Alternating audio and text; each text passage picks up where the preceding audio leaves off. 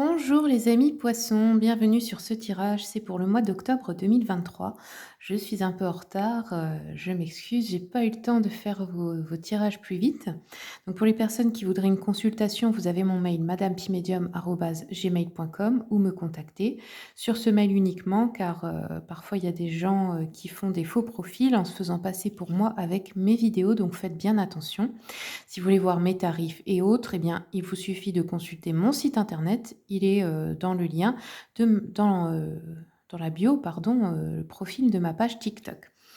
Alors ce mois-ci, j'ai changé un peu, j'ai envie d'essayer de vous faire un tirage avec les 12 maisons astrologiques pour voir tous les thèmes de votre vie. Donc vous me direz en commentaire si ça vous plaît ou non, hein, pourquoi pas. La critique est toujours bonne du moment qu'elle est constructive. Allez, c'est parti. On va regarder donc avec le Witchy Cauldron. Quels sont les messages pour vous, les amis poissons? Donc déjà, la première maison, maison du bélier, l'image de soi. Donc là, l'image de soi, on a un diable inversé. Donc, qu'est-ce que ça nous dit? Bah, ça nous dit qu'en fait, vous avez envie de vous défaire de certaines chaînes. Donc ça peut être, des limites, des comportements, ça peut être des addictions, des dépendances.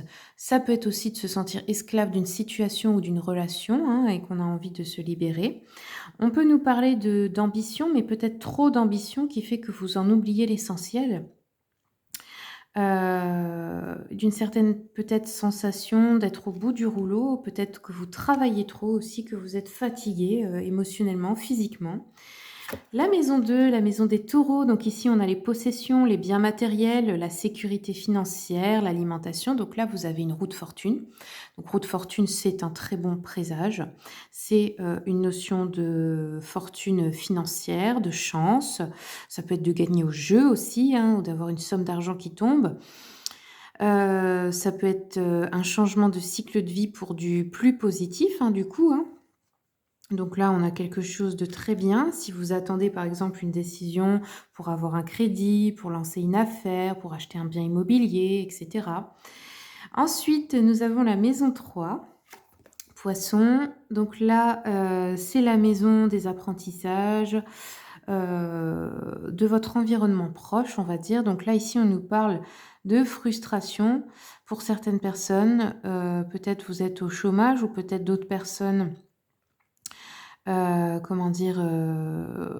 Se sont arrêtés, sont en vacances ou sont en arrêt, forcé, on va dire, ou se sont fait licencier ou ce genre de choses, hein.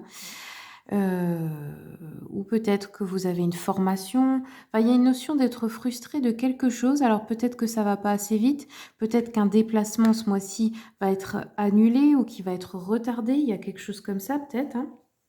Ou une formation, qu'on devait commencer qui va être déplacée à plus tard. Enfin, vous voyez? Alors maison 4 est la maison du foyer, maison des cancers, hein. Pour les poissons, ici on a, donc un 8 de denier. Donc ici, on nous parle peut-être de personnes qui vont créer une entreprise familiale ou, une entreprise à domicile pour d'autres. Quelque chose où vous pouvez exprimer, votre vraie nature ou quelque chose d'un peu artisanal, d'un petit peu, où vous pouvez, utiliser votre créativité, on va dire, hein. Hem, bon là-dessus, on a une réussite, hein, si vous avez ce genre de projet. On a de la stabilité au niveau du foyer. Ça peut être aussi votre mari, votre femme, hein, qui apporte une certaine stabilité. On nous parle de patience malgré tout. Donc patience, ben, le temps de créer quelque chose aussi, hein, de durable. Pour certaines personnes, il pourrait y avoir un nouvel emploi aussi, hein, qui apporte plus d'argent dans le foyer. Ensuite, la maison 5. Donc ici, on nous parle, encore une fois, patience, hein. On nous dit qu'il y a du retard dans certaines nouvelles que vous attendez, peut-être certains papiers aussi, hein. Vous êtes en train de planifier quelque chose, mais ça demande de la patience et du temps. Peut-être des calculs à faire, des choses comme ça. Donc ici, c'est dans vos réalisations personnelles, hein. Peut-être aussi, ça nous parle pour certaines personnes de vos enfants, ou des amours, hein, questions, relationnelles. Peut-être vous attendez des nouvelles de quelqu'un, peut-être avec vos enfants, on vous demande plus de patience. Ensuite, maison 6, votre vocation, votre santé, votre travail. Bon, ici, on a des conflits. Donc, on peut nous parler de conflits, de combats, de disputes, de querelles au niveau du travail. Peut-être aussi par rapport à un service que vous avez, que vous rendez à quelqu'un ou qu'on va vous demander de rendre à quelqu'un. Peut-être aussi par rapport à la santé. Là, ça peut être que, il y a un conflit interne, c'est-à-dire, ben, peut-être vous en faites un peu trop, vous avez besoin de repos et vous allez, peut-être être fâché parce qu'on vous en demande trop. Enfin, vous voyez, il y a une notion comme ça. Ensuite, la maison 7, donc ici on aura, le couple, les contrats. Alors ici nous avons, ouais, bon là on nous dit qu'il y a beaucoup de personnes ici qui se sacrifient dans un couple, dans une relation ou peut-être par rapport à un contrat, donc ça peut être un contrat de travail ou une association ou quelque chose comme ça. Dans un contrat, vous voyez, vous êtes associé à quelqu'un professionnellement aussi, hein.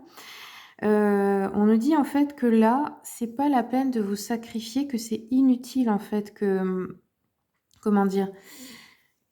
Ça vous rapportera pas ce que vous attendez si c'est pour être plus aimé, plus, valorisé et cetera. C'est pas le sacrifice en fait qui va vous apporter ça. Alors la maison 8, allez, maison des scorpions, la sexualité, l'argent, les affaires, le travail de l'ombre. Donc ici, on nous dit qu'il y a certaines personnes qui vont avoir un déménagement mal planifié ou très précipité, ça va être un peu, beaucoup de charge mentale. D'autres personnes vont rentrer de vacances peut-être et n'auront pas, comment dire? Assez organisé quelque chose, donc ça veut dire un retour difficile parce qu'il y aura beaucoup de boulot en rentrant, ce genre de choses-là, beaucoup de rangement, beaucoup de ménage à la maison, je sais pas. Ensuite, maison 9, la spiritualité.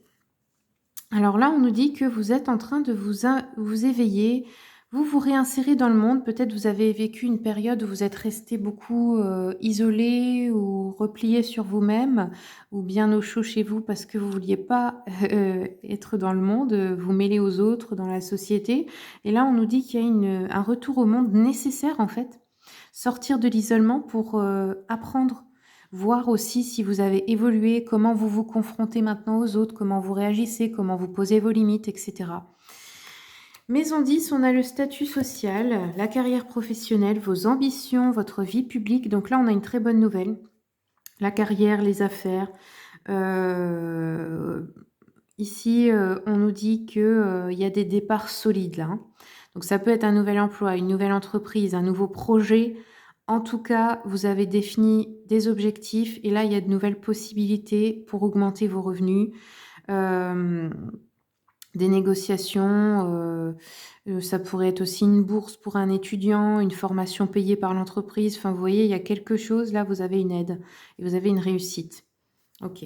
On peut aussi nous parler d'un homme, avec un esprit assez vif, assez jeune, assez peut-être des fois, un peu immature, mais pas forcément que c'est mauvais, hein, mais qui pourrait, être une aide, quelqu'un de confiance qui vous soutient dans cette avancée.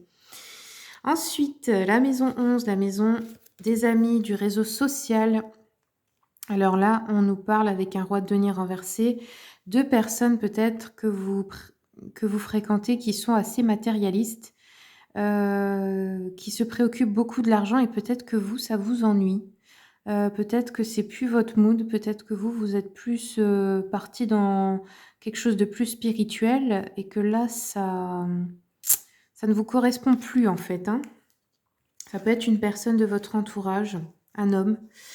Ensuite, nous avons la maison 12 qui est votre maison, hein, la maison des poissons et ici on nous parle, de votre santé mentale aussi. Donc là, on nous parle de bonheur, de famille heureuse. Peut-être vous allez, ce mois-ci retourner au domicile familial ou avoir une réunion de famille ou vous savez des fois c'est parfois on part en vacances dans sa famille qui est loin ou vous voyez un truc comme ça. En tout cas là, on a un sentiment de sécurité, d'harmonie, de bonheur, des retrouvailles peut-être heureuses où vous partez quelque part avec vos enfants, vous faites quelque chose, enfin vous voyez? Là-dessus, c'est, plutôt harmonieux, hein. Allez, je prends une dernière carte comme il nous reste un tout petit peu de temps les poissons. On va regarder avec les planètes ce mois-ci, laquelle résonne avec vous.